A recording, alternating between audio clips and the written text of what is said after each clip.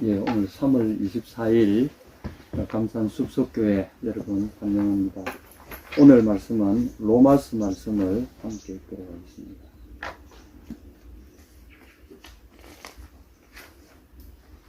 로마서 1장 16절, 17절 같이 들어가겠습니다. 로마서 1장 16절, 17절입니다. 시작. 내가 복음을 부끄러워하지 아니하노니 이 복음은 모든 믿는 자에게 구원을 주시는 하나님의 능력이 됨이라. 먼저는 유대인에게요 그리고 헬라인에게로다. 복음에는 하나님의 의가 나타나서 믿음으로 믿음에 이르게 하나니 기록된 바 오직 의는 믿음으로 말미암아 살리라 함과 같으니라. 아멘. 사실 이 17절에는 참 중요한 원리가 선포되어 있죠.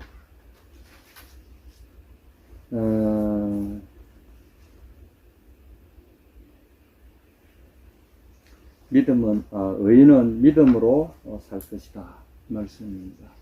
근데 오늘 우리가 이제 이 말씀을 이해하기 위해서는 이 구절을 좀 정확하게 이해할 필요가 있어요. 사실은 이 구절은 번역이 조금 제가 볼 때는 좀 미흡합니다. 그래서 우리가 이해가 잘 안 되는 식으로 번역이 되어 있어요. 17절 여러분 잘 한번 보십시오. 복음에는 하나님의 의가 나타나서 믿음으로 믿음에 이르게 하나니. 그 믿음으로 믿음에 이르게 한다. 누가 말입니까? 이거 주체가 누구죠?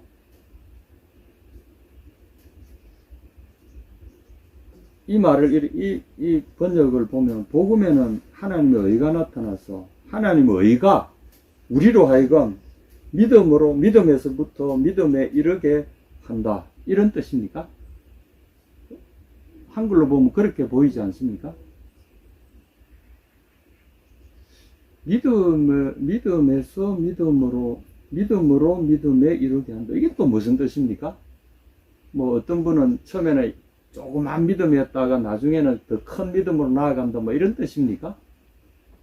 이런 우리가 좀 뭐가 좀 알쏭달쏭하지 않나요? 그래서 성경 읽을 때 굉장히 이게 어려운 겁니다. 그래서 우리가 이 원래 성경 원문을 보지 않으면 이런 부분에 있어서 참 헷갈리고 어려움을 겪는데, 원문에는 사실은 전혀 이 문맥이 도치가 돼 있어요. 원래 이렇게 되는 게 아니고,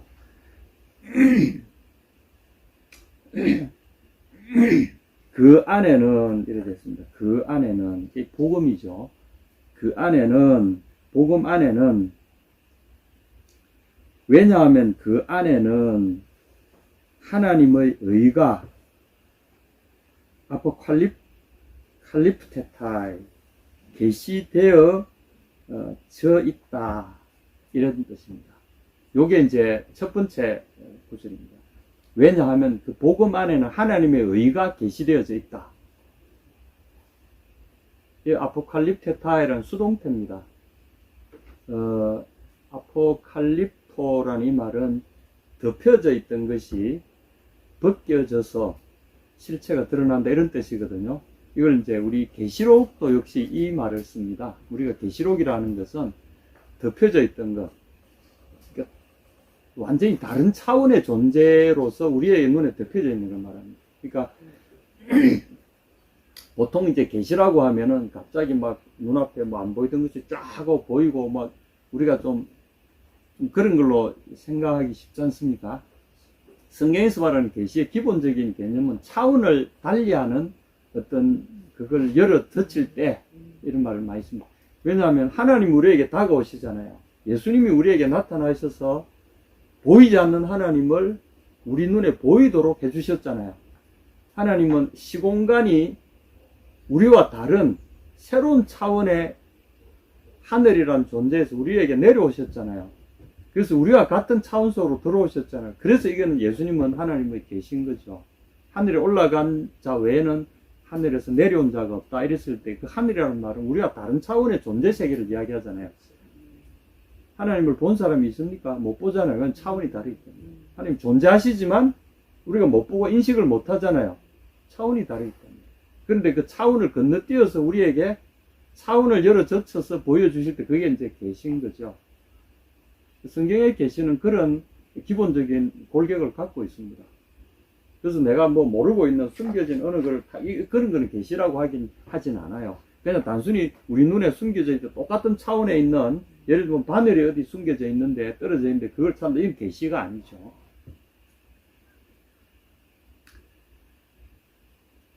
이 복음은 한마디로 말하면 성경입니다. 그 성경인데 그 핵심은 예수 그리스도죠.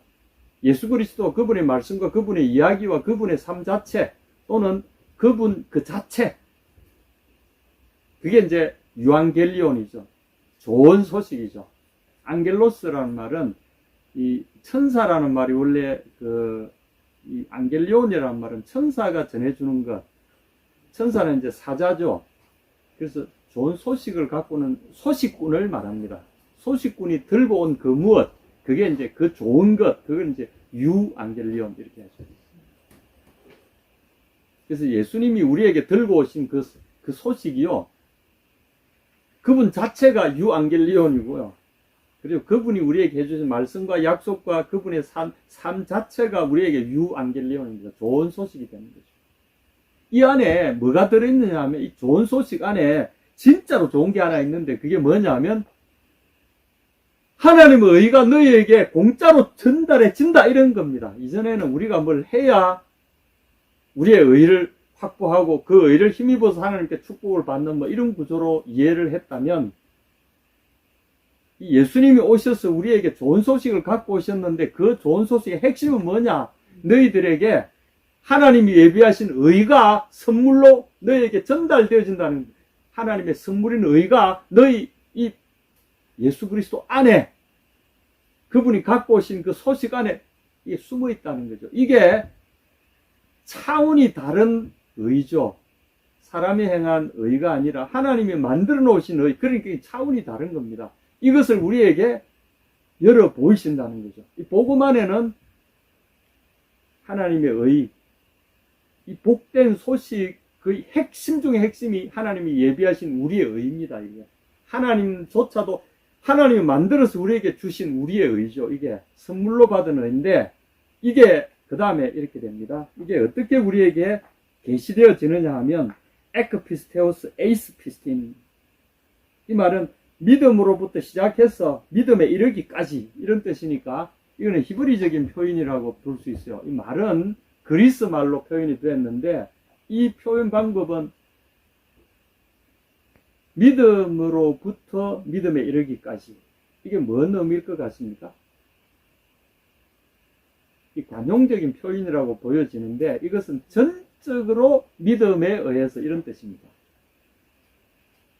다른, 제가 나중에 시간이 되면 다른 문장도 좀 소개해 드리고 싶은데, 믿음으로 말하면, 믿음을 통해서, 이건 이제 다른 말로 하면 믿음을 통해서, 전적으로 믿음을 통해서 이것이 너희에게 계시되어진다, 이런 뜻입니다.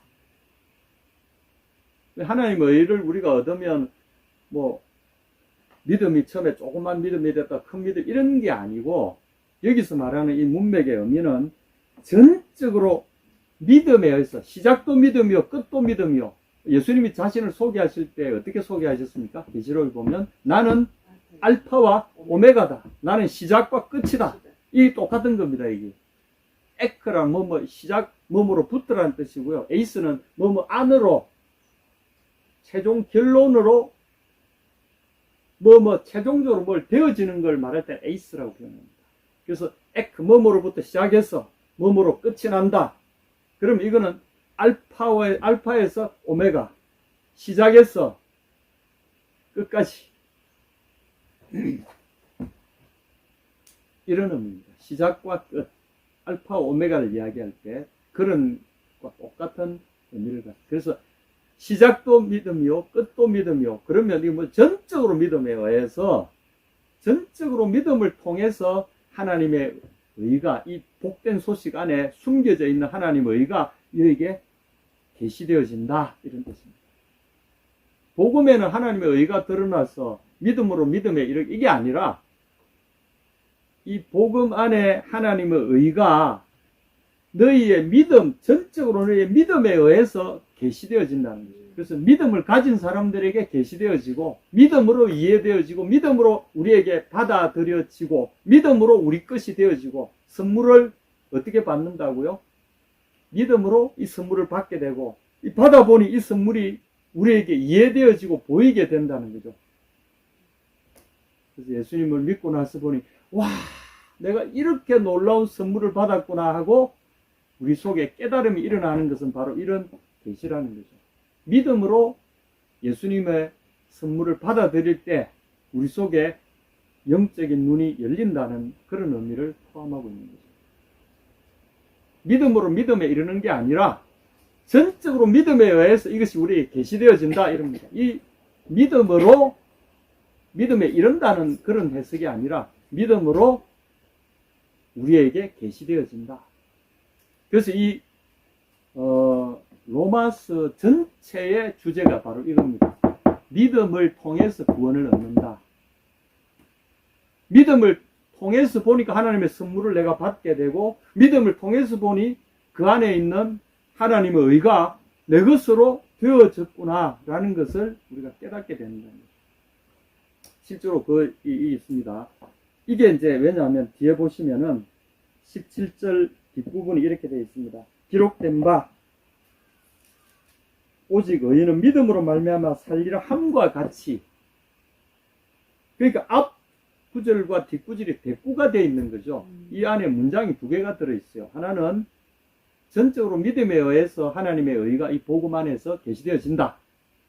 이것은 어디서 미리 말한 것인가? 이것은 하박국서 2장 4절에 말씀되어져서 기록되어져 있는 것과 같이 의인은 믿음으로 말미암아 살듯이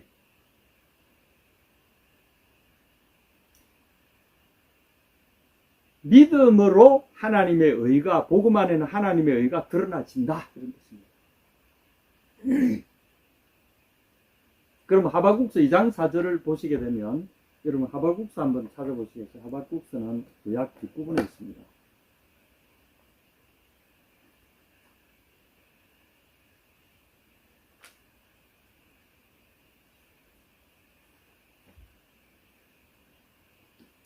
아마 1300페이지 인근에 있습니다.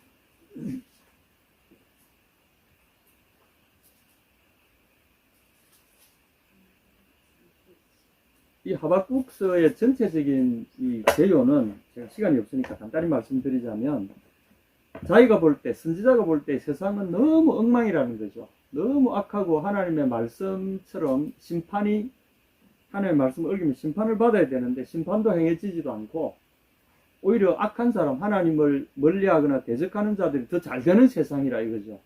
그러니까 하나님 말씀을 지키고 하나님의 이 계명을 따르는 삶을 살면 형통해야 되는데 오히려 세상은 그 반대로 가고 있으니 어찌 된 겁니까? 이 안타까운 사정을 하나님 앞에 기도로 호소하고 있는 겁니다. 자기가 볼 때는 세상은 너무나 불의하고 희한하게도 불의한 자들이 잘 되고 있습니다. 이거 어쩌면 좋습니까? 여러분도 혹시 이런 탄식 하시지 않습니까? 내가 교회 나가고, 내 개인적으로 봐도 내가 교회 나가고 열심히 했는데 왜 내게 이런 일이 생깁니까? 오히려 안 믿는 사람들이 더 잘 살고 자기를 위해서 투자하고 자기를 위해서만 사는 욕심쟁이들만 더 잘 사는 이런 세상이, 그렇다면 내가 하나님을 믿을 이유가 도대체 뭐가 있습니까? 교회 나가야 될 이유가 뭐가 있습니까? 하나님 어째 된 겁니까? 이렇게 탄식한 거죠. 그래서 이제 이 1장 17절까지 그런 하나님 앞에 이런 탄식을 계속합니다. 17절 한번 보시죠. 그가 그물을 떨고는 계속하여 여러 나라를 무자비하게 멸망시키는 것이 옳으니까. 이제 악한 자들이 세력을 점점 더 얻어서 악한 나라가 이런 하나님의 나라, 하나님의 백성을 치러 오는 이런 상황을 또 맞이하면서 어떻게 이렇게 됩니까? 하나님의 섬기는 나라가 잘 돼야지. 이게 참 우리의 고민이고, 옛날이나 지금이나 똑같은 고민이 있는 거죠. 그래서 자기가 이제 1절, 2절 보면, 1절에 보면 내가 파수하는 곳에 서며 망루에 서리라. 그가 내게 무엇이라 말씀하실는지 기다리고 바라보며 나의 질문에 대하여 어떻게 대답하실는지 보리라. 하나님 좀 답변 좀 해주십시오. 하나님이 드디어 답해 주셨어요. 보라, 그의 마음은 교만하며 그 속에서 정직하지 못하나. 이건 이제 악인들이 이렇게 한다는 거죠. 그러나 의인은 그의 믿음으로 말미암아 살리라. 여기서 보면 나쁜 놈은 나쁜 놈대로 살고 의인은 믿음을 따라 살아라, 이런 뜻이 아닙니다. 악한 자는 계속해서 자기의 악한 꾀를 따라서 살아서 잘 형통한 뜻이 보일지라도, 그러나 의인은 그의 믿음을 따라 살 때 그는 생명을 얻게 된다. 결국 살아남게 된다. 여기서 이제 살리라 하는 말은, 하이라는 말은 생명이라는 의미를 갖고 있고요. 그냥 우리가 live라는 뜻이, 그 living, 일상적인 삶을 살아라 이런 뜻이 아니고, 여기서는 구원을 얻는다, 생명을 건진다, 생명을 보존한다, 이런 뜻입니다. 온 세상이 다 멸망하고 엉망진창이 될 것 같을지라도 믿음을 가진 사람들은 결국은 살아남고 구원을 얻는다, 이런 뜻입니다. 여기서는 여기 산다는 말은 구원이란 말과 거의 같은 의미입니다. 세상을 파괴하는 악한 세력들이 세상을 완전히 집어삼킬 것 같을지라도 너에 대해서는 털 것만큼도 너를 건드릴 자가 없다. 의인은 그의 믿음으로 말미암아 살면, 그의 믿음 안에서 그는 생명을 얻는다, 이런 뜻입니다. 믿음 안에 거하면 천하무적이 된다는 거죠. 여기에 하나님의 놀라운 약속이, 그리고 하나님의 계획이 여기에 숨어 있는 말입니다. 이것을 사도 바울은 여기에 이야기합니다. 이렇게 기록된 것처럼 세상에 어떤 풍파가 오더라도 악한 자들의 계획이 성취되는 것처럼 보일지라도 믿음에 거하는 사람들에게는 복음의 권능이 나타나서 하나님의 의가 그의 속에서 성취되어질 뿐만 아니라 그는 생명을 얻는다, 구원을 얻는다. 그래서 이거를 이 사람은 어떻게 적용하냐면 3장 마지막에 보십시오. 3장 16절부터 18절 한번 읽어보시겠습니다. 이 1305페이지, 6페이지에 걸쳐있는 말씀인데, 하박국 3장에 보면 제가 읽겠습니다. 내가 들었으므로 내 창자가 흔들렸고 그 목소리로 말미암아 내 입술이 떨렸도다. 무리가 우리를 치러 올라오는 환난날을 내가 기다림으로 썩이는 것이 내 뼈에 들어왔으며 내 몸은 내 처소에서 떨리는도다. 이 정말 절체절명의 위기에 서서 부들부들 떨리는 거죠. 자기도 모르게 마음이 잡혀지지 않는 거야. 부들부들 떨리는 거야. 여러분 혹시 이런 적이 있습니까? 저도 부들부들 떨릴 때가 엄청 많았어요. 침착해야지 해도 안 돼요. 통제가 안 돼. 부들부들 떨려. 그런데 그는 믿음의 서기로 결심합니다. 그래서 17절에 비록 무화과나무가 무성하지 못하며 포도나무에 열매가 없으며 감람나무에 소출이 없으며 밭에 먹을 것이 없으며 우리의 양이 없으며 외양간에 소가 없을지라도 나의 삶의 모두가 다 망가졌을지라도, 그래서 내가 사실 이런 게 없으면 먹고 살 게 없잖아요. 살 수가 없잖아. 내 삶의 근거들, 삶의 내가 의존해서 살아가야 될 그 든든한 나의 버팀목이 될 만한 삶의 재산들이 싹 다 사라진 상황을 지금 가정하는 거죠. 그럴지라도 나는 여호와로 말미암아 즐거워하며 나의 구원의 하나님으로 말미암아 기뻐하리라. 살리라 그러셨다. 믿음은, 의인은 그의 믿음 안에서 살리라 그러셨잖아요. 그러면 이 믿음이라는 것은 뭐죠? 하나님의 존재, 하나님 그분으로 인하여 여호와 그분으로 말미암아 나는 즐거워하며 내 구원의 하나님, 그래서 하나님은 나의 구원이시고 하나님 그분은 나의 즐거움이시다. 이 17절에 나온 하나님 그분이 나의 무화과보다 더한 무화과시오, 나의 포도나무 열매보다 더한 분이시오, 감람나무 올리브 열매, 밭에 있는 풍성한 소출, 양과 소 이런 것보다도 하나님이 나의 구원이시라는 거죠. 이것을 고백하는 이 사람은 이 고백이 뭘 의미합니까? 이게 믿음입니다. 하박국이 보여준 믿음은 하나님을 내 삶의 구원으로 대체시키는 것. 이게 바로 믿음입니다. 그래서 믿음으로 하나님이 주신 이 예수 그리스도의 약속을 내가 받아들이고 그 위에 딱 서게 될 때 그게 하나님의 의로, 하나님의 의가 나도 모르게 내가 잘한 거 아무것도 없잖아. 오직 하나님 당신은 나의 구원입니다라고 고백했을 뿐인데 그것을 하나님은 하나님 보시기에 완벽한 의로 인정해 주셔서 나를 살리시겠다는 거예요. 이게 오늘 이 본문의 말씀이기도 합니다. 자, 그러면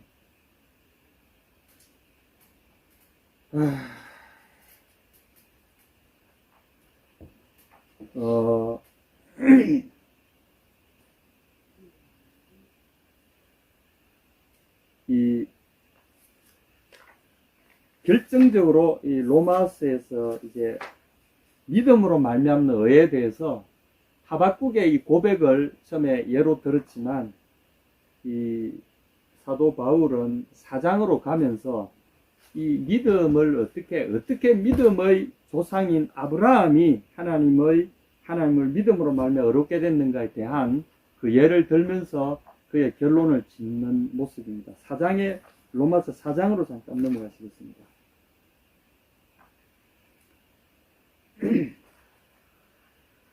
3장 22절에 보면 21절 22절에 보면 이제는 율법 외에 하나님의 한 의가 나타났으니 율법과 선지자들에게 증거를 받은 것이라. 율법과 선지자는 성경을 일컫는 말입니다.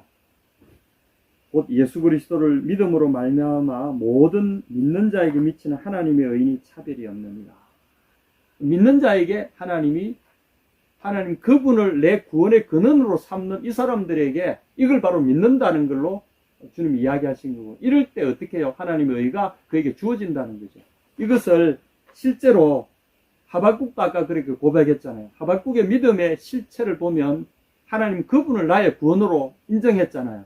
그리고 내 삶의 근거로서 그분을 의지했잖아요. 그분이 계시나 나의 모든 눈으로 보이는 인간적인 조건들이 다 사라지고 없을지라도 내 몸은 병들어서 죽을 것이고, 그리고 내 소유들은 다 없어졌고 나를 지지하는 세상에 그 어떤 의지할 것도 없어진 상황이라 할지라도 나는 여호와 그분으로 인하여 즐거워하고 내 구원의 하나님으로 인하여 기뻐할 것이다. 이렇게 했잖아요. 이걸 믿음이라고 이야기하는 겁니다. 성경의 믿음은 딱 요 믿음입니다. 그리고 이 믿음 위에 하나님 축복하셔서 하나님의 의를 부여해 주신다는 겁니다. 이게 로마서의 핵심입니다. 그래서 이제 아브라함에 대해서도 한 번 더 사실은 이 하박국의 고백은 아브라함의 믿음을 따라 고백한 것에 불과한 것이거든요. 그럼 아브라함의 믿음을 어떻게 이야기할까요? 4장 한번 보십시오. 로마서 4장에 보면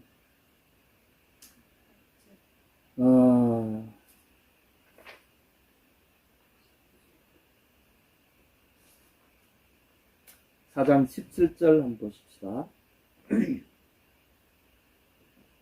16절부터 한번 읽어보겠습니다. 로마서 4장, 이거는 같이 한번 읽어봐야 됩니다. 4장 16절부터 22절까지 한번 읽어보겠습니다. 여러분, 사실 우리가 믿음 좋다 뭐 이렇게 이야기하잖아요. 그런데 믿음 좋다는 게 뭐냐? 뭐 교회 나가고 뭐 부흥회 때마다 따라다니고 또는 목사님 설교할 때마다 앞에 앉아가 아멘 아멘, 이게 믿음이 좋은 겁니까? 여러분, 오늘 정확하게 보셔야 됩니다. 16절부터 한번 읽어보겠습니다. 시작. 그러므로 후사가 되는 이것이 은혜에 속하기 위하여 믿음으로 변하니 이는 그 약속을 그 모든 후손에게 굳게 하려 하심이라. 율법에 속한 자에게 뿐 아니라 아브라함의 믿음에 속한 자에게도니 아브라함은 하나님 앞에서 우리 모든 사람의 조상이라. 기록된 바 내가 너를 많은 민족의 조상으로 세웠다 하신 것 같으니 그의 믿은 바 하나님은 죽은 자를 살리시며 없는 것을 있는 것 같이 부르시는 이시니라. 아브라함이 바랄 수 없는 중에 바라고 믿었으니 이는 내 후손이 이 같으리라고 하신 말씀대로 많은 민족의 조상이 되게 하려 하심을 인함이라.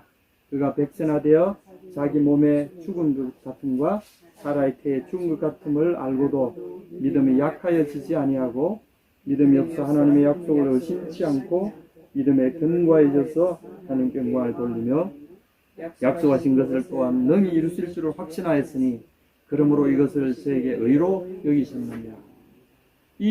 지금 읽으신 이 구절들은 창세기 15장 1절에서 6절까지의 이 상황, 하나님이 아브라함이 나타나실 때 그 상황을 전제로 하는 이야기입니다. 그래서 창세기 15장의 이 기사를 읽어야 됩니다. 창세기 15장으로 가셔서 읽으시면 이게 분명히 이해가 됩니다. 오늘 결론으로 이 말씀을 같이 읽겠습니다. 창세기 15장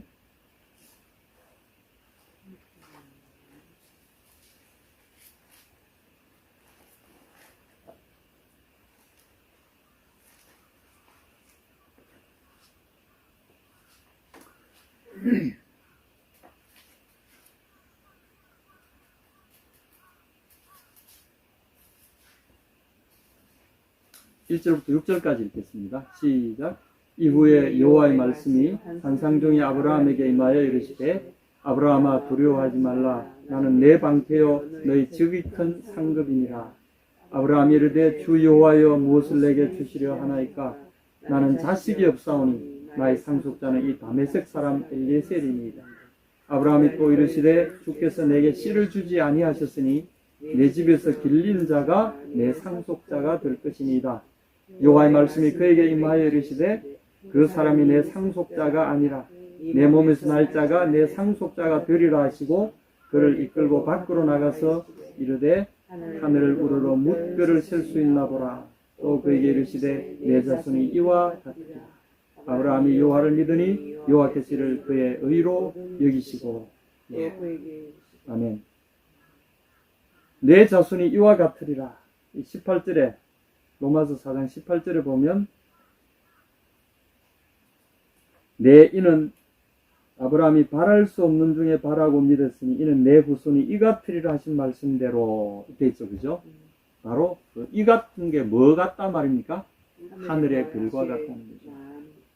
이건 바로 창세기 이 말씀을 전제로 지금 로마서에 기록하고 있다는 거죠.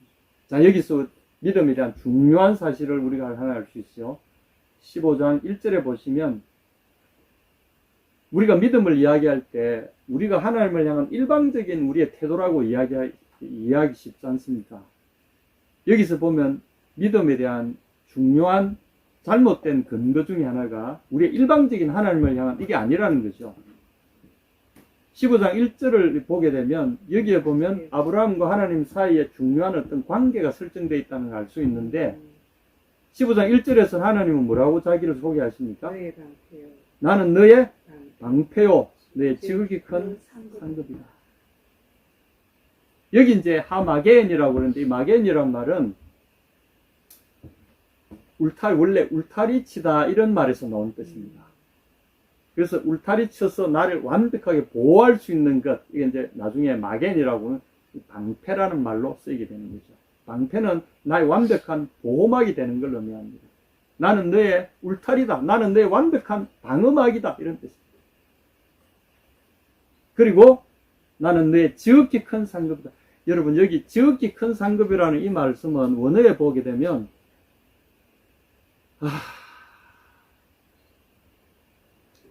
하라바 메오드 이렇게 되어 있습니다. 그 엄청나게 큰 메오드, 그 하라바란 말은 그렇게 큰 정관사가 들어갔습니다. The great indeed 이런 의미를 갖습니다. 참으로 엄청나게 큰 바로 그 이런 뜻입니다. 그 상급 여기는 이제 어떤 품삯 또는 보상금 또는 월급 뭐 이런 겁니다.